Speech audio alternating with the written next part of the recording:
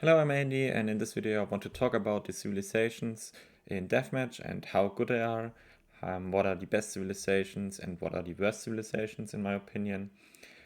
So I've played quite a lot of Deathmatch. Obviously I don't know everything, but I think I do have enough games to have a solid opinion. Of course there will always be people who disagree, but it's just the way it is. So let's get started. So let's start with Aztec. First of all, I always want to look at three aspects. So basically, in Deathmatch, it's important what kind of start you have. So the first 2 minutes, can you get out many units fast and your economy or your base setup so you don't get rolled by any civilization.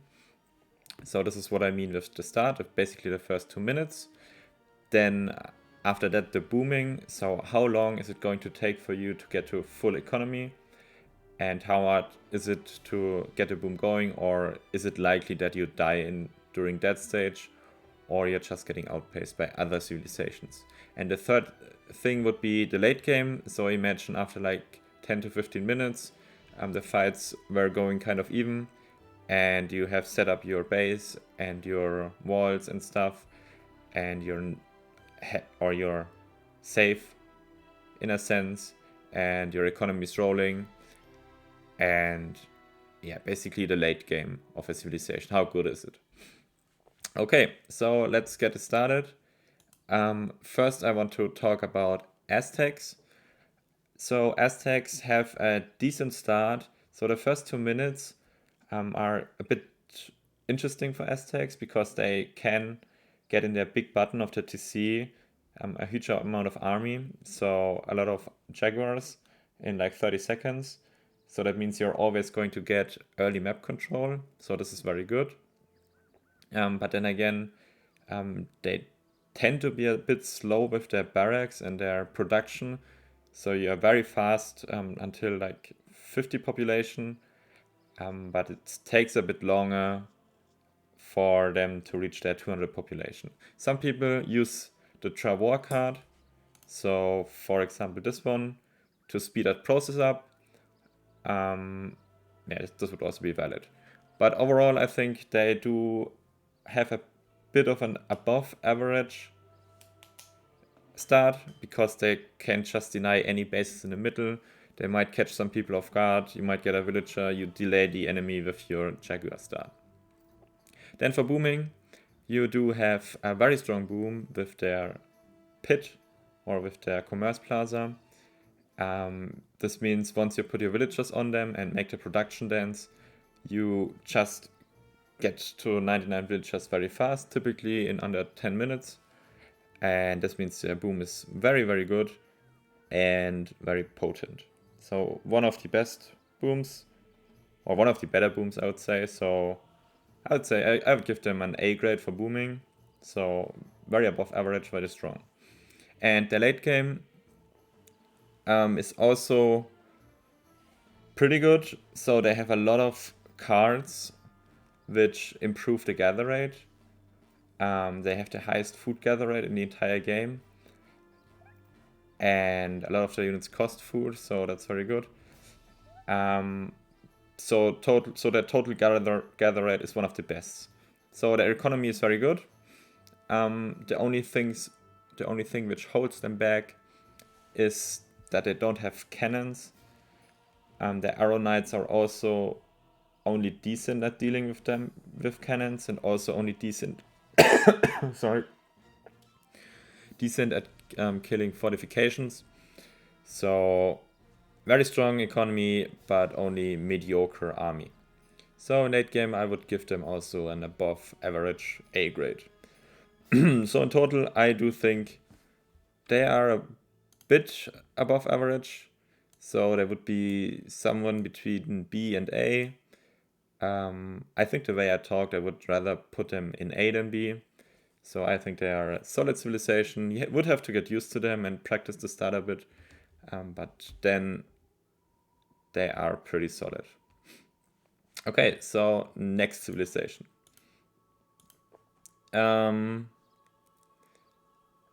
The British. So I've played British quite a while. Don't get fooled that I don't have a deck. It's mainly because my decks get deleted, it feels like every half year, and I I usually do them on the fly again. So what about British? So the first 2 minutes are pretty average for British. They do have just an average start. So you could do a cavalry start or an infantry start. And that means you usually wouldn't die to any aggression. And yeah, but you're usually forced into a defensive position because they have nothing really going for them at the start. So yeah, the start is, I would say, below average, maybe average. So not very good, but not too bad either. So you're also not going to die against some civilizations and could just surrender. So it's still okay, but it could be better. Then let's talk about their booming. Their booming potential is very good. They also have a very strong boom. You can get to 99 villagers in under 10 minutes usually. And this is typically powered by their estates card. So this means in their houses they can build settlers. And that means you can just get a really strong economy. You're kind of vulnerable if you do that. So you, like in the first few minutes, if some people would play very aggressive, you often cannot afford to spend so much food in villagers. So that's a bit of a downside, but they do have one of the better booms, so A-level boom, I would say. Then for the late game, in theory, they do have the option to go for the livestock. This is a very valid option, and if you have the APM to do it, and if you can transition to it, it is very strong. They will have a strong economy if they do that. So that's a good option. Other than that, nothing special, I think. So I would also give them, for economy, late game economy, probably an A. It is kind of hard to pull off and to transition. You're also at the start will be low on food anyway because you spend so much food on villagers. And then to transition into livestock is also another toll on your food bank. So yeah, but once you transition, it's very good. And yeah, most people won't even do that because you often don't have the APM to do it, and the benefit is noticeable, but also not the biggest. Then let's talk about the army. So the army is very good, or in late game, the army is good. So they have one of the best musketeer hussars, and they also have the option to go for rockets. So the army is definitely potent. They don't have much more going on for them, but they are just overall very solid in late game, and typically can close out games in the long run. So I would give them a B to C for the start. I would give them an A for booming and an A for late game, which in my book means they are an average civilization. I would say they could be a bit lower, so they're somewhat between B and C. Just because it can be hard to survive at the start. Okay. So next civilization, we have the Chinese. Chinese, so they got patched a lot. They now start, like all Asian civilizations, with a lot of export. This means their start is a lot better, and you can survive a lot better. And Chinese do have good units in the late game. But let's first start with the first 2 minutes. I do think the first 2 minutes for Chinese are still pretty bad. You will usually be forced into a defensive position if the enemy is going aggressive. You don't have much options to be aggressive yourself. So it's typically you just want to survive. And get out an army of 220 units. So I would give them for the start, it's a C to B again. Then the booming. So with Chinese, you do have some options for booming. You could use the refugees cards. I would typically at least use the 1 town rickshaw and 5 villagers and the Great Migration card. And this means this would be around 10 villagers. And when I send it, and fattened goats. You're also usually struggling on food at the start, so the goats will also be good.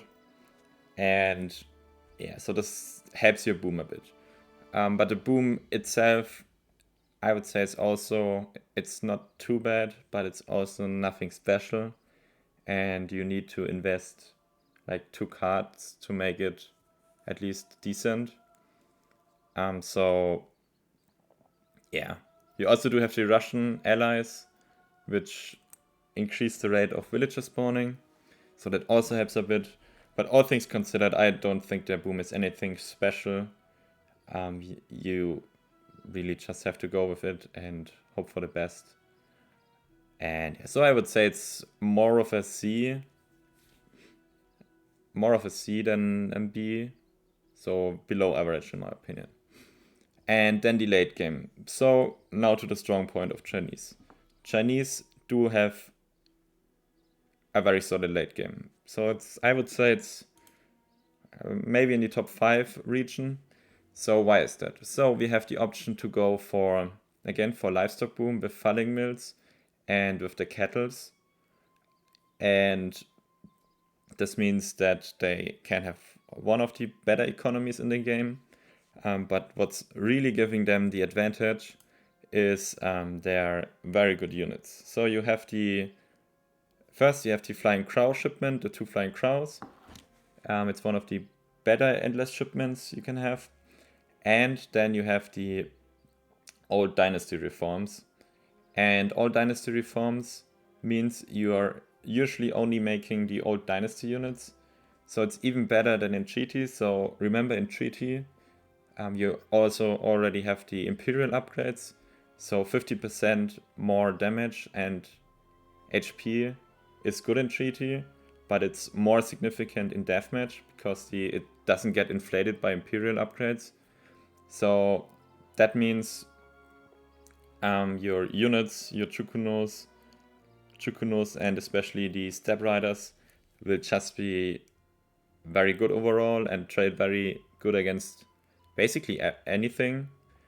Maybe they have a bit of a struggle against cavalry, for example against French, but you can usually also manage that.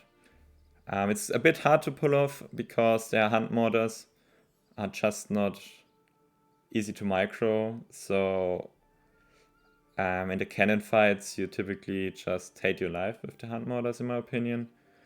Yeah, but if you get to late game, Chinese is definitely a top contender.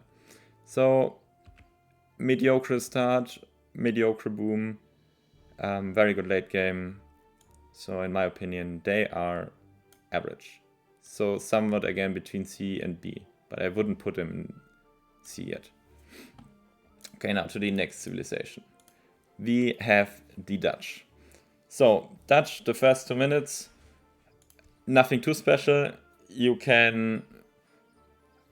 do have some options. You could do maybe some church stuff. Usually you would just go for infantry and reiter, or maybe some halberdiers. So I think the first 2 minutes, it's nothing special, but it's also not bad. So they would usually be in just average, like all European civilizations. So that means they're at a B, in my opinion. Then let's talk about the boom. The boom of Dutch in Deathmatch is one of the best in the game, I think. It's mainly obviously because of the banks. So in Deathmatch you often send stonemasons anyway, and your villagers will be building stuff for the first few minutes anyway. And with this card, or even without this card, the bank boom, you will have all banks at like 3 to 4 minutes and factories, and then you have like the earliest economy, or the best boom in my opinion. You would have a very strong economy early on, and you could ride on that for a long time until the other civilizations would get to their 99 villagers, and even then they are only a little bit better than the Dutch economy.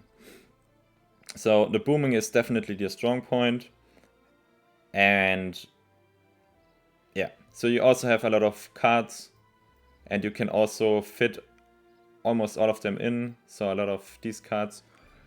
And yeah, this means usually that in late game, that even in late game your economy will just be as strong as other civilizations. Late game, so they have a decent army. They do have strong halberdiers, but you usually won't use them too much. They have strong skirmishers. You have a higher army population because you only have 60 villagers. So that means I would put them in late game also at an A level or something. Just an overall very strong boom and late game civilization. So as for booming, A for late game, B for start means, in my opinion, they are at least A tier, and they would be in the mid to higher end of the A tier. Okay, so let's go to Ethiopians. So I'm completely honest, I have not played them too much. The way I play them and the way most people play them in this game mode, you would just get a lot of those javelin riders, and you would get the big bombards and some cavalries, and then you would have this huge push, and that's pretty deadly. But other than that, they are kind of, I think they are just hard to judge. I think their start is okay, so that you don't have anything too crazy at the start, but you usually can defend most stuff. Their booming and mid game is decent, and also their late game is good because of their bombards and their javelin riders, but they don't feel too oppressive the few times I played them and I played against them. So I would say at best they are A tier, but I would typically put them between C and B. But this also means I think they're just not explored that much, so maybe some people pull out something crazy with them and make them look completely insane. So they could have a bit more potential, but I think they're for the most part average. So yeah, let's go to the French. So French, for the most part, have a average first 2 minutes or first few minutes. You have CDBs. You would have the option to go for 10 CDBs to get an early economy and to get to boost your early game and to get out buildings faster. Other than that, they don't have much going for them, so their early game is a B, like most European civilizations. They just have... They usually don't die to anything, but you usually also won't be in a leading position from the start. Okay, so they're booming. I think their booming is okay. Usually people would put in the covered wagon and the 10 villagers, so you can get some economy right from the start. But it feels like it takes forever for your economy to really kick off. So you will around 15 minutes or something until you have full economy.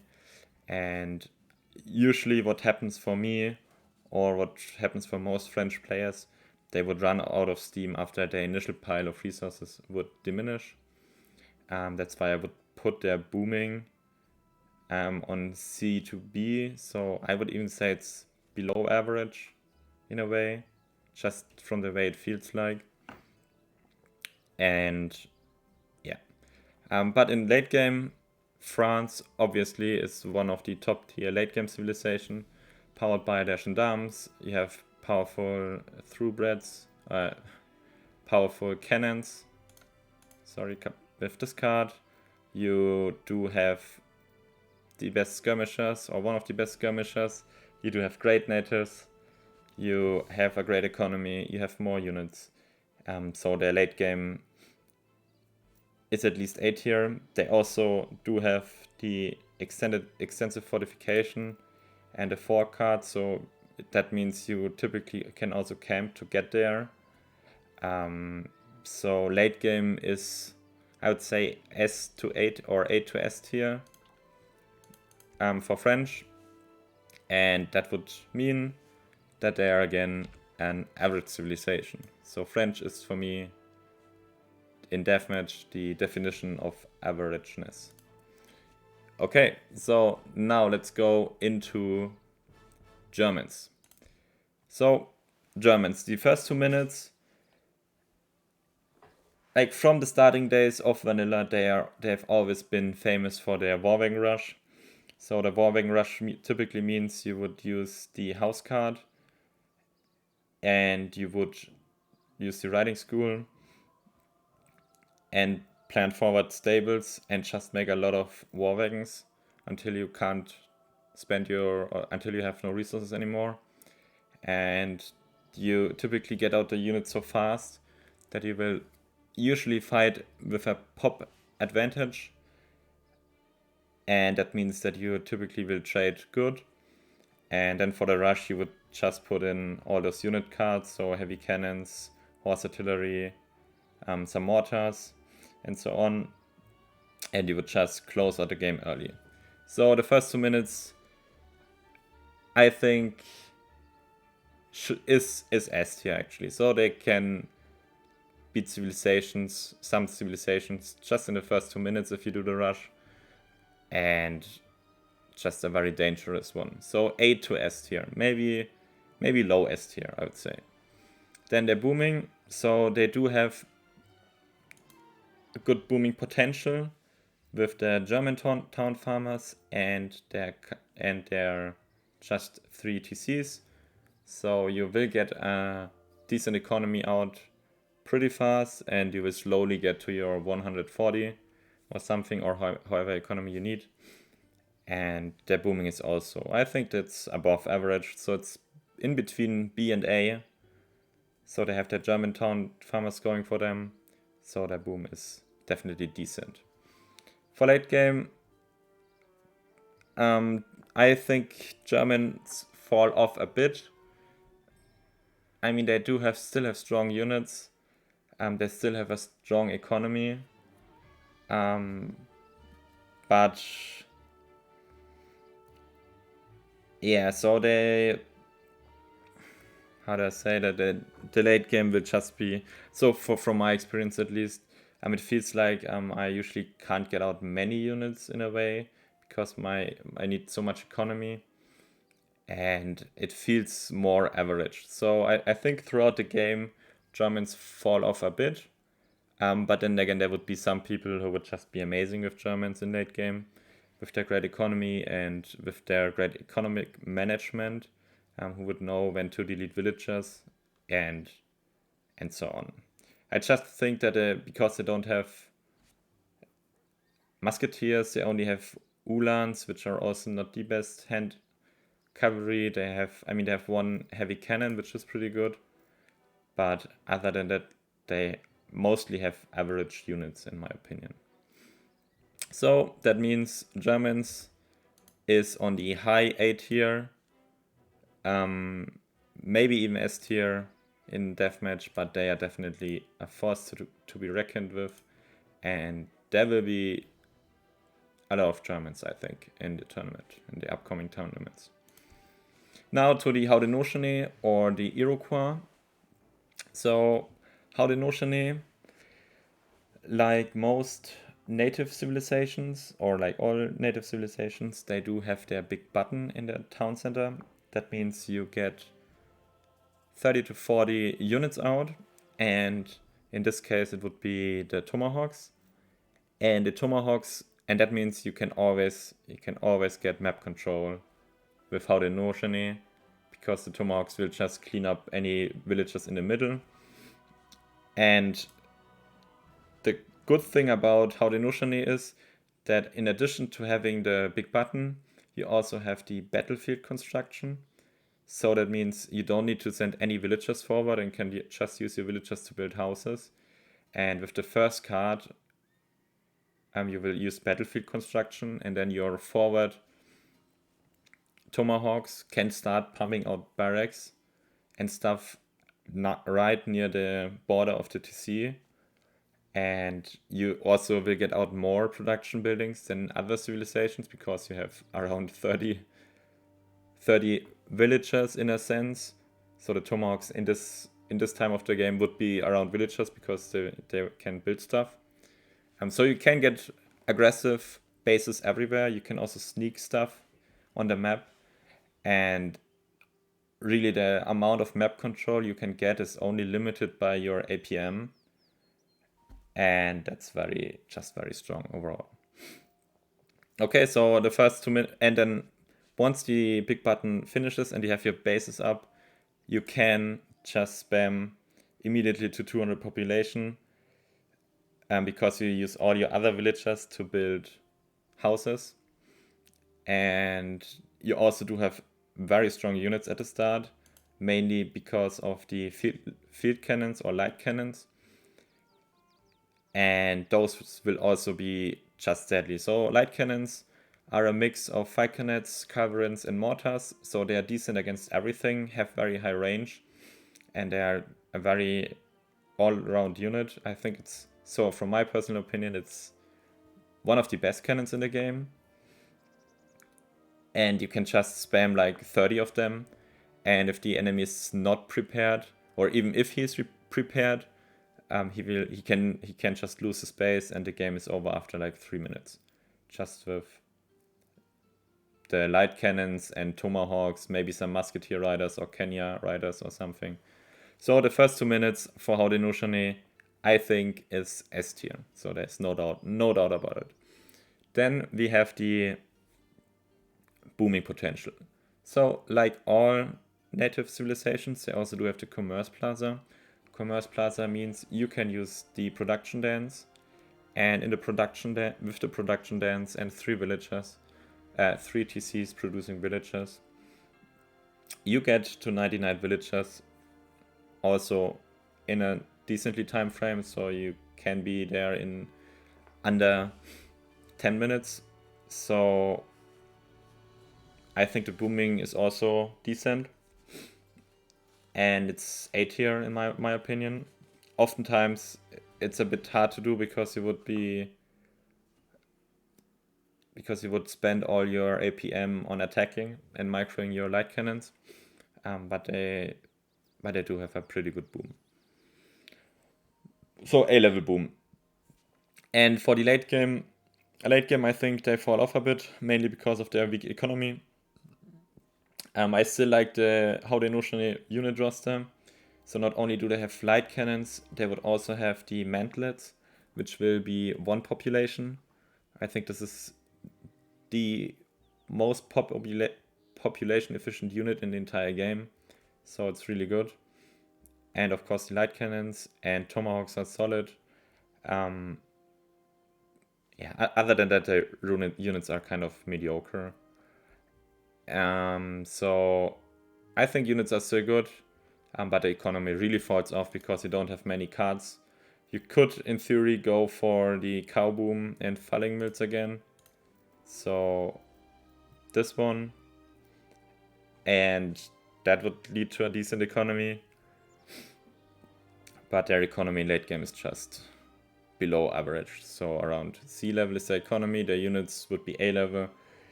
So I would like Haudenosaunee, I would put them at around A tier. I know they are not too popular, but from my experience, they are very strong if people know how to play them. And yeah, so Haudenosaunee would be around B to A tier, mainly because of their late game. Okay, so next civilizations will be the Hausa. So I've tried quite some time to make them work, and they are pretty difficult to pull off, in my opinion. So why is that? So Hausa, let's start again. Their early game, the first 2 minutes, is just atrocious. So you don't have much going on. You will usually be forced in your base from the start, mainly because your units take so long to train. The units at the start are also nothing too special. I mean, they're not bad, but you don't have like a really strong start like with some other civilizations. Then you would also, it would be pretty micro intensive to set up your base, just because you would have to think about where to put the universities. Then you would have to put a university, then a castle and a TC right besides each other, and that just takes a lot of brain time and a lot of APM to do. So that means you will spend a lot of the time in the early game to just build stuff to be set up for mid and late game. And that means you usually won't be able to micro that well, and that often leads to just bad engagements. So in my opinion, like the first 2 minutes for Hausa is just complete trashed here. It's maybe not completely trash, but it's on the very low end of C, and I would put it like also almost at D, because you would just die to some civilizations. Okay, so they're booming. So Hausa can get 6 TCs. So if they let you alone, and also I think the universities improve the work rate of your TCs, so you have 6 TCs with medicine, kind of. You would also have 3 fields with advanced agriculture, and you would get 1 cattle with each card. So their boom, if you are left alone, is good, is strong. You can boom very fast to a big economy. The problem is often like you would often be in a position where you really can't boom that much, because you would have to build so much stuff, and so your 6 CCs get a long time to set up. And yeah, so that's I think the boom is decent, so it's probably an A level. It just gets like it's only been holding back by the fact that their start is so bad, so you oftentimes don't have the resources to boom to its fullest potential. So yeah, so maybe a good idea in hindsight while I talk is to put even in 10 villagers, just to help with the start and get out some more utility to build stuff, because you will spend a lot of time building stuff, or even just to put any of these wagon cards in. That would also maybe be an idea. Okay, so booming, I would say, is A in itself. And the late game, so Hausa units are notoriously strong. So all of their units are on the upper level of the power scale, I would say. So the archers are good, their javelin riders are good, their lifty knights are very strong. You do have all the cannons, so you're not being held back by the cannons, like other native civilizations or other Asian civilizations. So that's also very good. You do have a very, very good economy. It's A to S tier in my opinion. This is mainly powered by 2 cards. So first off, you got the cola nut cultivation. This means that you have just wood income, a decent one. So you usually don't need to send many villagers on wood, if any. And the second good card, I think, is the African cattle to construct fields. So this also would mean this in total is 1 to 2 factories So you just have, and you have a lot of economy cards. So you will have a good economy and you will have very strong units once you get there. The late game is at least A, in my opinion, or is A. I wouldn't quite say it's S, but it's at least A. So yeah, but I think like the main issue for Hausa is just that their start is so bad that you would usually just die, and so the rest doesn't really matter. So that's Hausa. Now we talk about Inca. So Inca, what is it with Inca? So Inca are like Aztec in a lot of ways.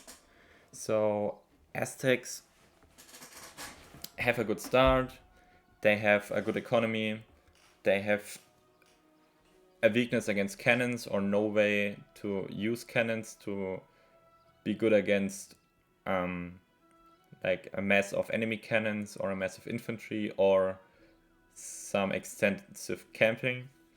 So in a lot of ways they are like Aztecs. So the first 2 minutes are good because again with the big button in the GC, then the booming is very good. You can use llamas on the commerce plaza and use the production dens, and you could also use the chasquis to build TCs. This means that you can, like, they have one of the best booms in the game. So the start would again be A, the boom would be maybe S to A, and the late game, in my opinion, is also good. The only thing that really is holding them back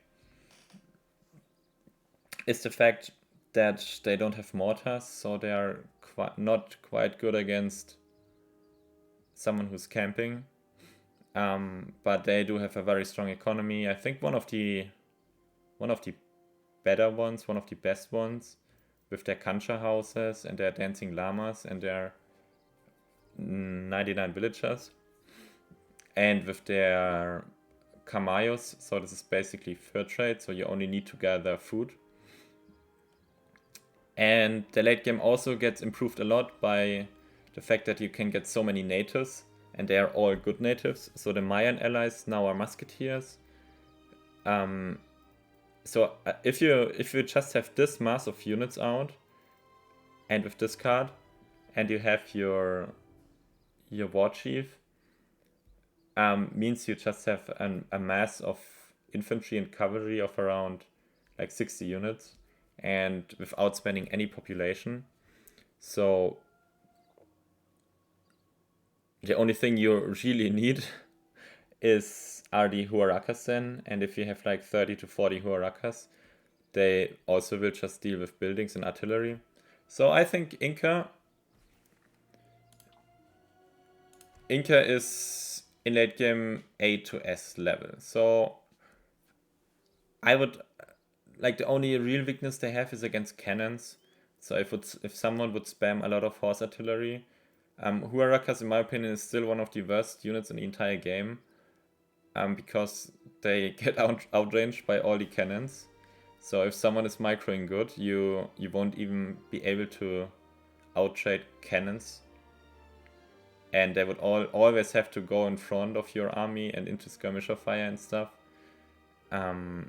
Yeah, so that's why I think, like, if the huaracas would be arrow knights or just some other unit which deals with cannons and buildings, then they would definitely be S tier, but because I personally dislike them, they will be A tier.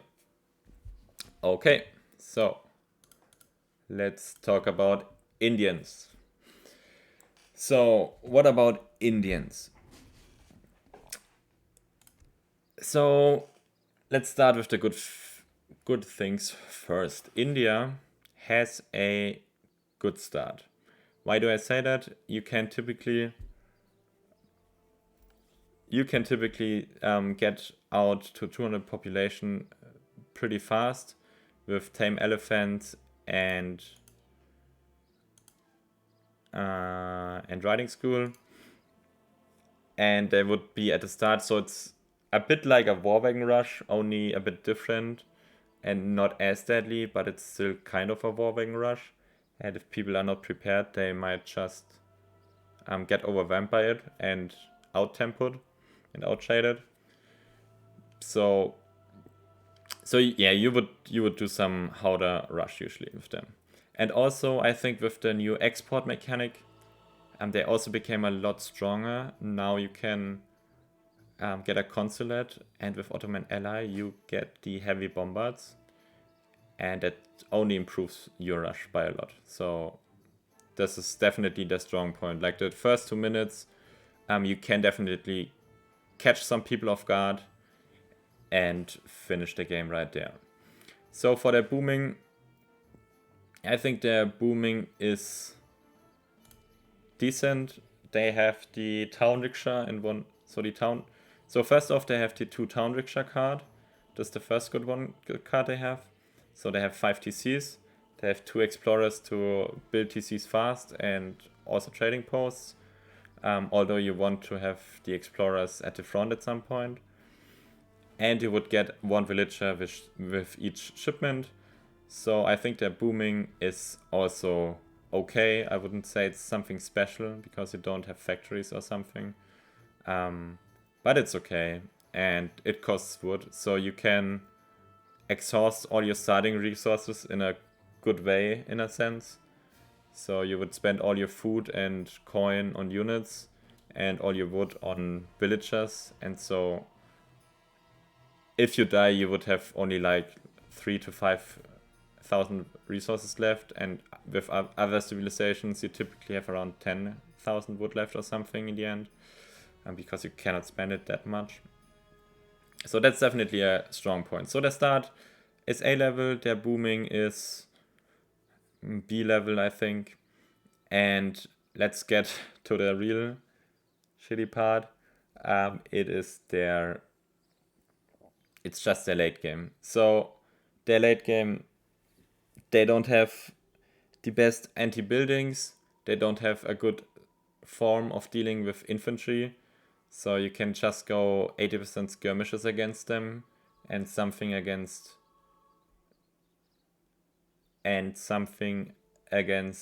cavalry, so the skirmishes don't get cleaned up.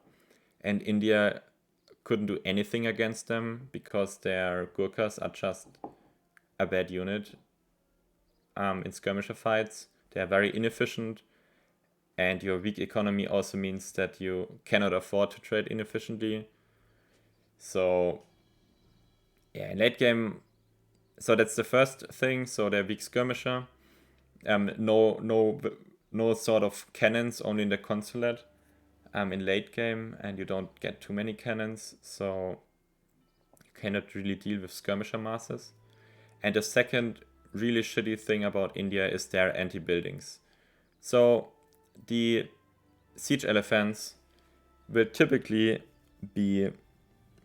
So in Imperial they get 2 more range, and the 2 more range is actually really significant because in Deathmatch the siege elephants are not even able to outrange force. So with India you almost have no way to deal with forts, and in Deathmatch there can be a lot of force because Russia is pretty popular, and forts are just in general a very strong building. So this is a huge disadvantage. Also, they're not very pop efficient in the late game, so their whole army roster. So their late game, I would put them at D to C, and I think against good players, there's no way you should ever lose against India, because it's just so easy to outplay India. You would just have to make skirmishers and not die at the start, and then you have your win condition. So I would definitely just put them at the trash, D like trash, I would say, trash tier level. Sorry India, you're great in supremacy, but not so much in deathmatch. So next up is the Japanese. So Japanese is interesting. So I think they used to be by far the worst civilization in Deathmatch. But now with the changes, so you start with export now, you have some options at least.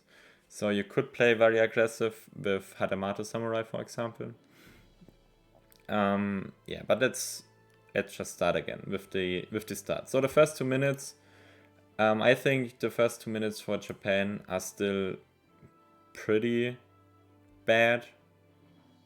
I mean, you shouldn't die right from the start, but you also shouldn't get into a winning position. You could also, like, if you want, you can go super all in with the Hadamato Samurai and stuff. So maybe yes, but I still think because of the slow unit training time, and usually because your Hadamato Samurai rush is very all in, and you don't want to do that every game, and you can't on big maps.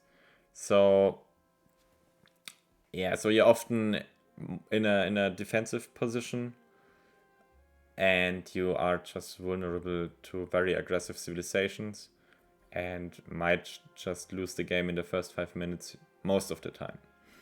So that's why I would say that their start is one of the worst in the game still. So it's around, it used to be definitely D, maybe it's now C, but it's not something you can be proud of. Now the booming potential, of course you do have shrines, and you have Dutch allies, so you could get the goats, so Dutch allies in the consulate, so you can get goats to make the shrines better. So you have a bit of a jump start, but other than that, they don't have much going for them for their boom. So it's more average. I think most civilizations which just send factories just get the same boom. So yeah. So I think the boom is average. And the late game, in Deathmatch, Japanese late game is okay. I don't think it's anything special. So it's mainly because their economy in the late game is not good enough to support the expensive units they have. They also lack all the wonders. So in Treaty, for example, you would have cheaper units because of the shogunate, or you would have stronger units because of the golden pavilion, or you would get more experience because of the gates, and all those things you don't have. And that means that Japan is just average or below average, in my opinion, Deathmatch in late game. It's definitely a place where you can win, but also you usually don't have much going for you. So all those things combined, I think Japan doesn't have much going for them. They don't have many win conditions. So I would still put them at D like trash tier. They're a lot better than they used to be, but they are still not very good in my opinion. So now let's talk about the Lakota. So Lakota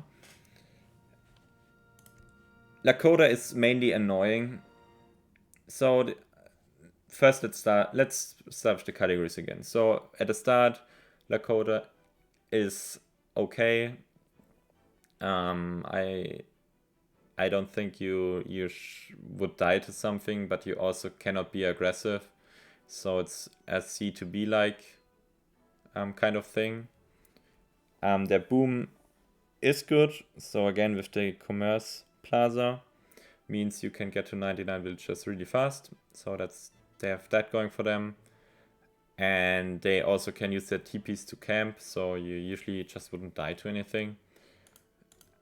But let's get into the late game and why I don't think they are a good civilization in Deathmatch. So in late game, they do have a okay economy. They do have good units for the most part, but what they lack is some sort of artillery to deal with camping. So they don't have mortars or even something which comes close to mortars in Deathmatch. This means they cannot deal with towers at all, towers or forts. So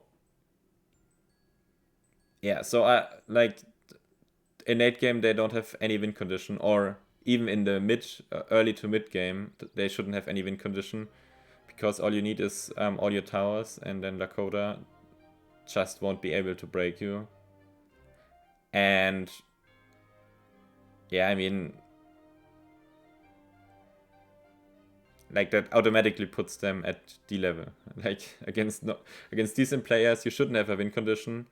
All you can really do is make the game really long and exhausting for the other one, because you would have to pay attention to the war chief all the time, which can snipe your factories. It can and will snipe your not your factories, but your cannons. Then the Tashunke Prowlers will try and probably will succeed in sieging down your factories, because they can stealth and might get into your base. But Dakota should never be able to break a good defensive position of a player. So they are just trashed here. I mean, in team games it could be okay if someone makes waters for you, but yeah, on itself they're just bad. Okay, Mexicans. So Mexicans, in my opinion, is a one-trick pony. So what Mexicans excel at is their start. So you do have, what you would typically do is you would make a lot of these salteadores, and then like you would make 200 of them, put them at the front, and then transform them to these soldados, and then you would have around 350 to 400 population of soldados. And soldados do have counters, yes, but if you have that huge amount of soldados, especially with the grenade launcher card for the soldado, they will just, like, they will always do damage. So there's no easy way to stop that push. They will always do damage. If you're aware of that, you can typically defend it. But if you're not aware, and if you make one too many mistakes, then you're just dead after 3 minutes. So their start, mainly because of this one card, is S tier, in my opinion. So then we have the booming. So you have the haciendas. So they got nerfed quite a lot. Yeah, you have the haciendas. So they are, I don't know, they are not there. I think they're even worse than cancha houses, and cancha houses are not too good to begin with. But so they have the haciendas going for them, and you would have an okay economy boom with the 2 covered wagons, but you would only have, I think, 80 villagers, and nothing really which excels them at booming anymore. So, I mean, you could put the haciendas on villagers. Maybe that helps. I haven't tried that. Yeah, but I don't think, like, the booming is okay at best. It's probably a B or something. And the late game, I think the late game is the real problem for Mexico. So Mexico has a few problems with late game. So first off, you only have 21 cards. In Supremacy, this is balanced out by the fact that you get more cards with each age up, but you don't age up in Deathmatch, so you are stuck with 4 less cards than other civilizations. And that's significant because Mexico does have some cards they really want to use. That's the first thing. They do have below average eco because they only have 80 villagers, and their units, I mean, they're okay. They have some very strong units, but overall the unit roster is average in my opinion. So the late game for Mexico is just a real problem. So it's just below average in all regards. So it's probably a D in late game. as well. So which makes them kind of difficult to put for me, because you would see Mexico just crush, like make matches look really one-sided.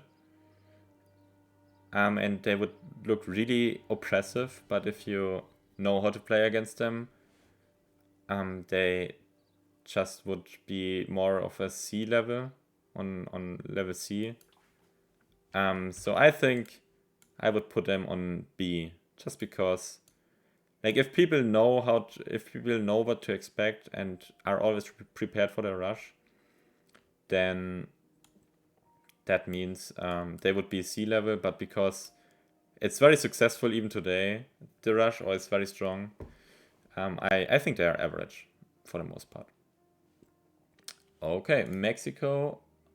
Now let's talk about Ottomans. So, Deathmatch is the one game mode where Ottomans actually are very good, and I will get into that now. So, Ottomans.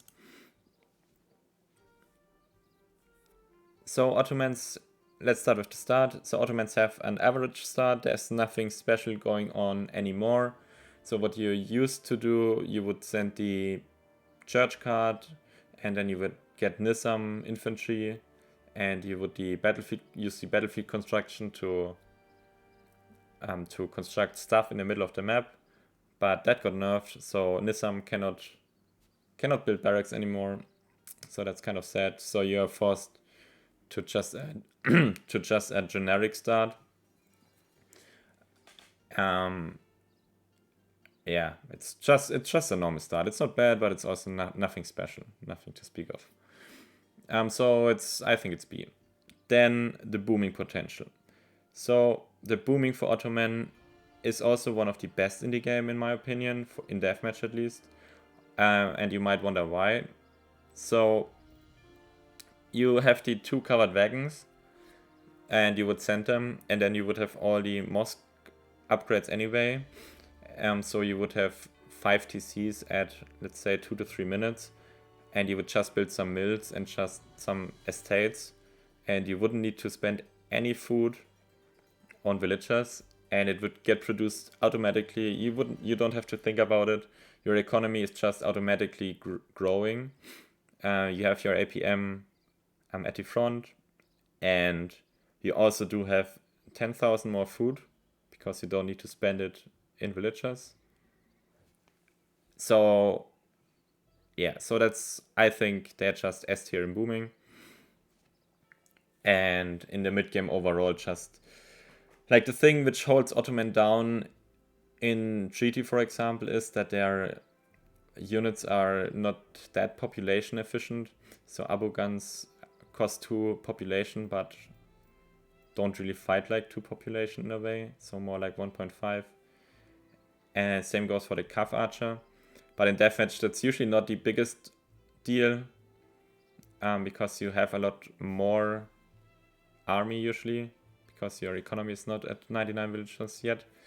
And the next thing which is really good for Ottoman, which is also something unique to Deathmatch, is if they send their artillery hit point card, all their cavalryns will survive 2 shots of other cavalryns. And that is really significant, because you should just outtrade every cavalry fight, and the enemy would always have to invest more into dealing with your cavalryns. And there's one more civilization which has this card, which is the Portuguese. So they also have this card, but even against Portuguese, because they have the artillery attack, you would also just nullify that card. So they would always need 2 shots against cavalryns, and this is a huge deal. So yeah, and in the late game, I think their economy is average, in my opinion. I mean, it could be better, but it's average in my opinion. You have the factories which you can put on great bombards. You have the Nizams you get with your card once you have this upgrade, which you typically have after 2 minutes. So you do have some great economic bonuses, and yeah, overall they are just solid in late game. So early game, I would say B, booming is S, late game is probably an A, so that means they are A level, in my opinion. Now let's talk about the Portuguese. So Portuguese, for me, is also the definition of averageness. So you do have just a normal start, there's not much going on. You do have a decent boom with 5 TCs. You could, no, I think it's 6 TCs. You could get to 8 TCs, but usually you wouldn't do that. You would rather go for 6 TCs and medicine. So you would have an okay boom, but it's also nothing too special, in my opinion. It's just okay. And yeah, and the late game is also okay. So you have great infantry, you have above average artillery with the artillery hit points. This means that your cannons will survive 2 current hits, except if you make organ guns, of course. Then they do have above average economy, I think. So they have above average units and above average economy in late game. So that means they are A in late game and B in booming in first 2 minutes. So they're just, in my opinion, pretty average. So I would just put them on B. Now let's talk about the Russians. So Russia with their fencing school and their dueling school means they can get out musketeers and halberdiers immediately out of their blockhouses and their force. And their musketeers can build force with the national redoubt card. So that means that their first 2 minutes will just always be, so you can be very aggressive with Russia. There are a few civilizations which can put up as much pressure as Russia. So yeah, but I mean, you kind of see it coming, and it's usually defendable because it's only shitty infantry of Russia and maybe some artillery. So yeah, so I still think like the early game, the first 2 minutes is S tier. Like not much discussion from my side on this one. Then they're booming. Their villagers are cheaper and they also get trained faster in the batches of 3. So their boom is also above average. Yeah, so you could even put in 1 TC wagon if you want, but most people don't do that. I don't think so. But Russia also just, like, they can be very, very aggressive at the start. And it seems like they also just wouldn't run out of resources, even if they would waste a lot of units. So the booming is definitely also top notch. So booming is A, I think. And for late game Russia does have good cavalry still. They do have cheaper mortars. So good cavalry because of the cav combat, cavalry scouts, and the boyars. And they also have the cheaper mortars, which is cheaper and stronger mortars actually. So that's also really good for them. But in late game, their units are just not pop efficient anymore. So I would say it's average. The late game is just average. You can hold out for a long time and you can beat someone, but it's not you're not in a favorable position in a way. But you're also not lost if you get to late game. So I think Russia is also A. So yeah, let's go to the next civilization, Spanish. So Spanish is interesting in a few ways. I hope they haven't changed the cards too much. So the archaic combat, it's still there. Okay. So they have some options at the start. So at the start they can use the archaic soldier training and the fencing school to produce pikemen and crossbowmen immediately. And that means you can just rush and deny early things from going up. Usually pikemen are not the best unit, so you can defend that if you're aware that it might be coming. So yeah, but at least they have the option. So I would give them, in the first 2 minutes, they can put a lot of pressure on the map just because of the threat of having a lot of pikemen out immediately who will just siege down your forward bases, and then you might get just steamrolled if you're if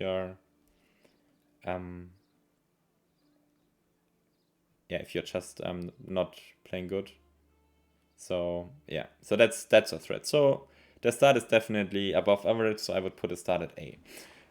Booming, they don't have much going for them, booming wise. They still have their 2 factories. They do have an extra TC wagon. Yeah, so people usually would just put in the extra TC wagon to help their boom. But other than that, they don't have much going on. Oh, I think now they have the 2 haciendas, so maybe that helps, but it's also not, like, 2 haciendas won't change much in my opinion. Yeah, so they're booming. Maybe with Marvelous here, so I haven't tried that card, so maybe that's actually would help them. So 5 minutes faster villagers with 4 TCs could mean that you actually can get to 99 villagers in under 10 minutes. So I would actually have to try that. So maybe it's A, but usually the booming is one of the weak parts of Spain. So I would say usually it's a C. But if that would work out, it could maybe be good. So I might have to try that after this video. And then the late game. So the late game is mainly powered by their missionaries. So missionaries would increase the attack of your units. And this means that you just have a very strong push in one place. You would also have lancers, which are devastating against infantry, and rodeleros, which are also just a good unit against any sort of cavalry. So they would have unique options, and their push in one spot is just very strong. So yeah, late game is definitely something which Spain is good at. Compared to Treaty, they don't have the logistician, so you wouldn't necessarily get the most benefit out of Spanish gold. And so out of this card. And yeah, the economy is just average. I think it's a bit below average, the Spanish economy. So that's a bit of their weak point. But the late game is more of an A. So I would still put them in total on B, just because they're average. I don't think they are better than Portuguese, for example. And I don't think they are on the same tier as Russia, Otto, or German. So yeah. Now let's get to Sweden. Sweden is for the most part like... so the first 2 minutes, I think Sweden is pretty slow. They only have 5 villagers. Their houses get built slower. You have to think about where to put the houses to get the most value out of them. So their start is definitely a bit more sketchy and a bit more hard to pull off than other civilizations. But other than... Yeah, like the start is hard to pull off. So the first 2 minutes for Sweden is a bit harder. I would say it's maybe average. I think it's below average. It's worse, for example, than Portuguese. You would usually be under threat a lot of times against aggressive civilizations. Of course, their booming is decent because they have the tops. And with the tops, if you can find the time to place them right, you will have a decent economy right from the start. So booming is A, and late game, so there's still Sweden, and the Carolines are still pretty good, and the cavalry of Sweden is also pretty good. The artillery is very good. They do have the options to go for. So maybe one by one, why are the Carolines good? So they get range resist with this card. They do additional damage against cavalry, and they have more range. They have more range than other musketeers, so I think they are, in most scenarios, the best musketeer in the game. Then the cavalry, so the hussars, they might not be royal hussars, but they do have 2 HP cards on them. That means like HP is the important stat for cavalry or for melee cavalry, so you would just have good hussars, A-level hussars, one of the better ones in the game. So this is also really good. So they have the best musketeers, really good hussars, and you do have above average artillery with their engineering school. You could even put in team engineering school. This would also make the factories or the heavy cannons in factories viable. And you would also have the case shot here. This case shot means that they will blast away close units. And so all their units are very good. The economy is at least average. I think it's a bit above average still. With the latest patch, they can only get 90 villagers, but they still have tops. So yeah, all things considered, I think Sweden is just B tier. So average. Have their weaknesses, have their strength, but are very good in late game. Now the last civilization. And some of you might be wondering, why don't you put anything in A tier, Andi? And because, or in S tier, because S tier is reserved for USA. USA, why do I say that? USA basically has everything. So USA have a very good start with their capital. So in the capital they can get their building wagons. So that means you can just spam out outpost wagons and put them near the enemy base. And then if you follow that up with some sort of infantry artillery push, you can just finish. Some civilizations have no way of dealing with USA, with a good USA rush. You only really need 2 cards for that, so the 5 rockets and the Navajo scouts, and then you would just overwhelm most enemies when fighting under your towers or near your towers, or even if you're fighting under their towers, because your other units are also very strong, like your volunteers or state militias. So your state militias are really strong, and their economy gets exhausted in a way where you would spend all your resources. So you can use all your coin for cannons and the rest for infantry or cavalry. And yeah, so it's you get a lot of pressure out early.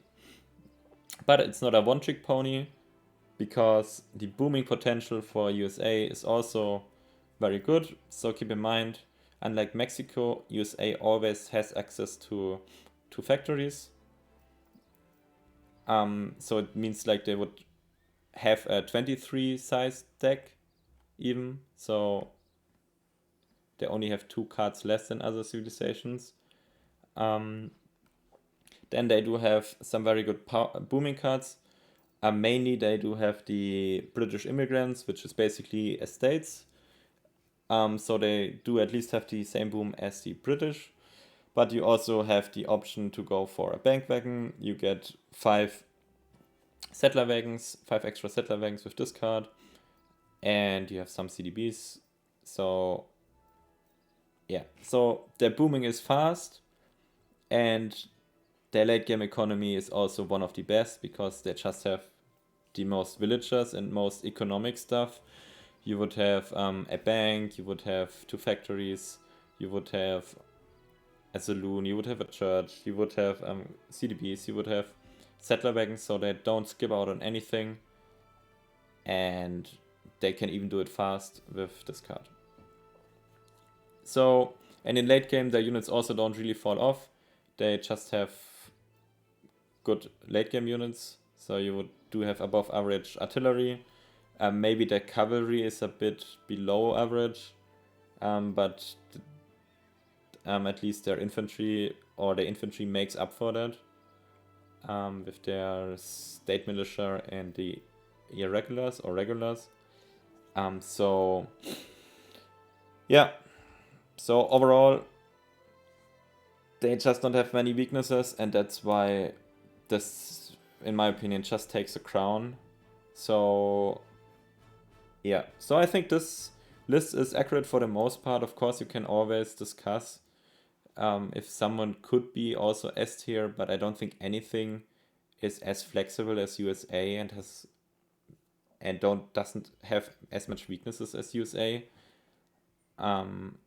And yeah, so I think it's the clear best civilization, and then you would have a lot of A tier civilizations which can take up USA, no doubt about it. But they do have some weakness during some part of the game, and something you can exploit if you know how to. Then there are a lot of average civilization, so they're not bad. I'm not saying that, they just have to one more weakness than the A tier civilization, in my opinion. And then there is the trash. I'm still a bit unsure about Hausa and Ethiopia, to be honest. So they could be B or A tier if someone can work out how to play them, but I couldn't so far. They feel very mediocre to me at the moment. So yeah, and then you have the clear civilizations which are more of a meme, and you are not supposed to win with them except if there is a skill difference. I mean, they are fun to play, but in a competitive setting, you're usually setting yourself up to just lose if you pick one of these, or you would have like this one trick you would do. For example, with Japan and India, or you're banking that your enemy dies of old age if you pick Lakota. That could also be a winning strategy. Yeah, but all in all, I think this list is pretty accurate, and these are my thoughts about the list. Maybe after the next tournament, I will talk to the winner and maybe get his thoughts, and maybe work this or fine tune this list a little bit. These are just my thoughts, and yeah. So I think was pretty fun to talk about this. I had a lot of fun doing that. I hope you enjoy it. I know it's a lot of talking, and I know it might be a bit dry, but I think, yeah, like if I do a similar video like this one again for Deathmatch, I would probably use this as a starting point and just say what has changed. So it's probably not as long anymore. Yeah. Okay, so I think this is the end of this video. Thanks for watching. There will be a tournament soon. I've already announced it, and I just want to give some more insights, my insights to it, so it's a bit more enjoyable in a way. And yeah, let's see if this list still stands out at the end of the tournament, or if there are some massive changes. Maybe someone figures out a way to play Hausa, and just the Fulani archers and Lifty knights will just be the nightmare of the Deathmatch community. Maybe. Or maybe someone figures something out with India. That would be fun. I mean, that's why we have the Thieves rewards. So I'm hyped for that. And yeah, I think this video is over. Thanks for watching and see you guys around. Bye bye.